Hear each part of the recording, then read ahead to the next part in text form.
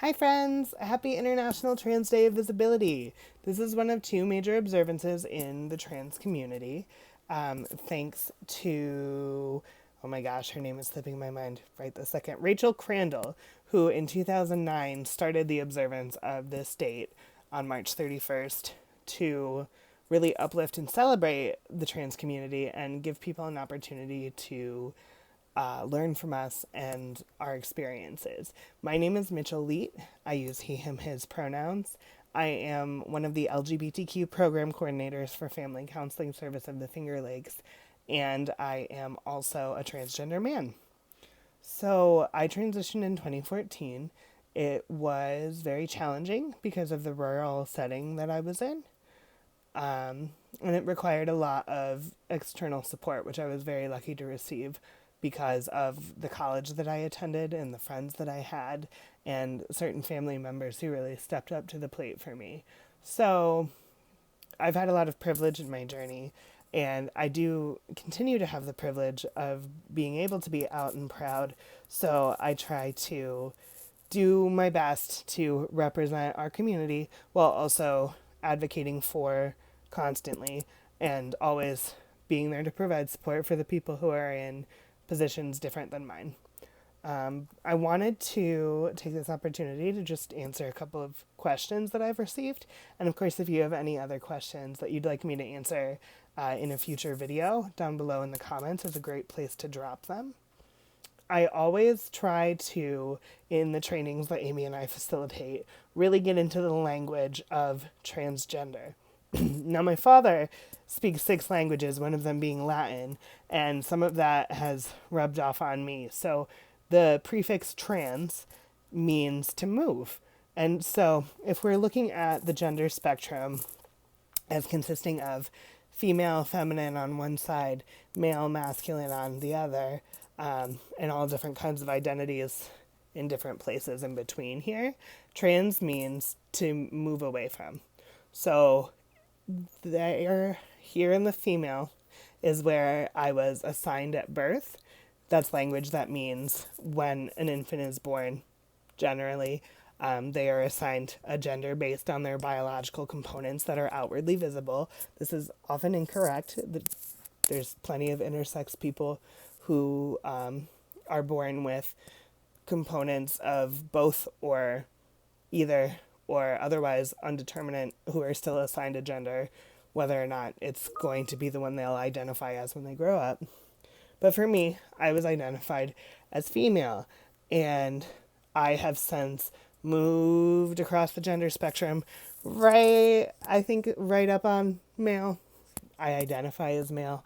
I have qualities that are maybe not so masculine, but that's the end of the spectrum where I identify. So I'm transgender because I moved. And that is to say, a trans person doesn't necessarily move all the way to the other side. I we all see trucks that say Trans Star or Trans, I don't know, Transcend. There's tons of like moving companies that use trans in their language, and we all take selfies by the trucks because we think it's funny. That's trans culture. But just like a truck might come from New York and go to Ohio or like New Mexico, it may not go all the way to the West Coast. Like, so are trans people moving from their original spot to somewhere else. It may not necessarily be all the way across. So that's the illustration I like to use. Now, cisgender is a term that was identified to alleviate this kind of dynamic that there were trans people and normal people. Cis means to stay on the same side as a Latin prefix. So someone who is cisgender identifies with the gender they were assigned at birth. So if I was assigned male at birth, then I would certainly still identify as male now, and I would be considered cisgender. So that's just a word that has been developed to kind of promote equity among people of various gender identities and isn't by no means a slur or meant to attack anybody. It's just a way to shift the language to be more inclusive for everyone. So that's kind of some little lingo for you. I am gonna answer some of these questions about my own transition. Now, I'm a pretty much open book, and all of the trainings we facilitate, I try to give people an opportunity to ask me training questions during the training about my own journey. And like I said before, if you have questions that you want to ask, definitely drop them below or send us a message. How did you pick your name? So my old name also began with the letter M, and I really wanted to preserve my initials. And so I was looking for a masculine name that started with M, and Mitchell means made through God's plan. And I didn't believe that I was going through this experience as an accident or something I was choosing. Like, I still believe that this is the course my life was meant to take. So I chose Mitchell. And we, of course, have shortened it to Mitch in most contexts, just because I'm not a very serious person. And Mitch is way less formal than Mitchell. But made through God's plan, this is my plan for my life. It just fit. What does AMAB or AFAB mean? So that's what I was talking about earlier with the assigned genders at birth. So assigned male at birth and assigned female at birth are what those stand for. So again, that's just the gender that was assigned to you when you were born. Whether or not you identify as that gender later is up to you in your journey. That's just a term that we use in the trans community to identify starting points for people if they're comfortable, but some people never share that and nobody's ever expected to. So you will hear that come up sometimes, but not very often. What has been your favorite part of transitioning so far? Hands down, my sideburns were the most exciting thing that had ever happened to me. When they started growing in after my first year and a half on T, I was like Flynn Rider, checking them out every single day. My partner recently discovered that I literally have one of my first ever beard hairs in a scrapbook. But it was a big deal to me because that was something that really validated my identity. I also really enjoyed when my voice dropped, because before I transitioned, I had a very high pitched voice. I actually sang soprano in my high school's choir, and it got to a point with my dysphoria, which is uncomfortability in your body because you have a gender identity that differs from your biological sex. Hearing my own voice could trigger it. So when that finally went away, it really just was a huge weight off my shoulders. So that was definitely my favorite part. What has been the hardest part of your transition so far? Finding access to medical care. People in my personal life know that, especially in this rural area that we live in, I've had plenty of very interesting conversations. And often when I'm sick, I still have to be an educator because the doctor doesn't know how to treat me, because they haven't encountered a lot of trans people. I was hospitalized in college with pneumonia, and I had to explain to the doctor what binding meant, which is a method that trans men use to compress their chest tissue to masculinize their silhouettes using either chest binders or sports bras, if they're doing it safely. And the doctor in the ER had never heard of that before or known it was a thing that people even did. I've been talking about binding and the importance of safe binding right now with the COVID epidemic too.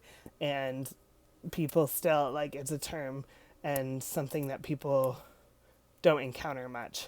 So even when I've been in a position where I was really sick, I often have to teach people about myself, which has given me a very awesome segue into this career of advocacy.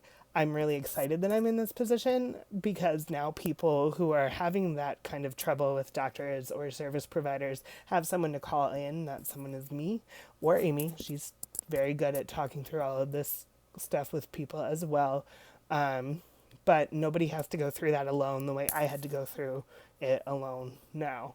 So it was a hard part of my transition. It still gets frustrating, but I'm able to use my experiences to serve other people and make it easier for them. So for that, silver lining. Do do do do do.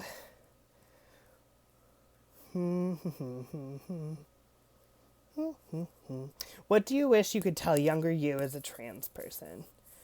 The most important thing that I would love to tell myself is that in your personal relationships, your friendships, your family relationships, you do not deserve ridicule or violence or any kind of maltreatment from those people. And just because they've been in your life doesn't mean they need to stay in your life. Trans people face much more insidious types, I feel, of intimate partner violence and domestic violence. That's something that I know I experienced in my life, where my transition was almost weaponized against me as a tool, as a means of control in that power and control cycle. And I didn't have to put up with it. And I'm obviously far out from it now and living a much healthier, happier life. But even now, like, there are people who were extremely disrespectful to me early on in my transition, who, like, still are committed to that disrespect, but yet want to still be with me as a friend or a family member. And I refuse to tolerate that kind of disrespect of who I am as a person. It doesn't always make me very popular, but the people who are in my life now, who have come out of the woodwork, like, who love me and see me for who I am and respect that and support that and uplift that, those are the only people I really need in my life. And I have plenty of them, and they are wonderful. So wait for the right people. Don't tolerate disrespect. And you are inherently worth more than anything anyone's going to tell you, but certainly more than what you tell yourself you are worth, would be my message to my younger self. So yeah, those are just some questions that I thought were really interesting that I wanted to answer. If you have any others, like I said, comment below, send us a message. Note too that we do have a trans adult support group as well as an LGBTQ youth support group, both of which I facilitate. Amy facilitates two of the youth support groups, but the trans adults and the Newark-based youth group are all groups that I facilitate myself. And we are currently working on getting them online. A big thing is reaching the people who are interested in joining those groups so that we can actually get them up and rolling. So if that's something you're interested in or you want to learn more about, by all means, reach out for that information too. I'm really excited to continue to connect with people even through this crisis, so that they are being heard and supported and validated. So yeah, happy Trans Day of Visibility. Here's me. I'm very visible. And I'm really excited for all of the progress we've made as a community and the ways that we will continue to come together and uplift each other, even now during this crazy, crazy time. So take care out there. You'll see Amy and I again soon later this week with another video. Bye.